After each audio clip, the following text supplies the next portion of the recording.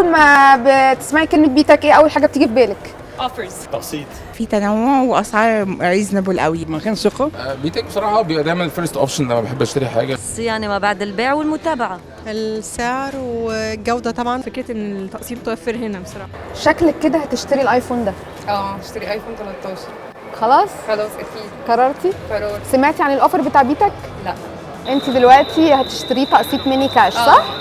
طيب ده بيكون مريح اكتر من لما بتدفعي كاش مره واحده؟ بالنسبة لي نظام جميل جدا وعلى شهور كتير فمريح يعني. على الرغم ان في كومبيتيشنز كتيره من اماكن تانية، بس بيتك اكثرهم ثقه. فروع كتير بتتعمل برضو في اماكن غير معتاده، بس كونسبت الوان ستوب شوب، يعني لما الاقي ادخل احط بنزين فلاقي فرع فيه بيتك بدل ما اروح المول. اي ثينك دي فكره سكسسفول يعني. انا عندي ليكي مفاجاه بمناسبه ان انت اشتريتي ايفون 13. مبروك كسبتي هديه. الف الف مبروك.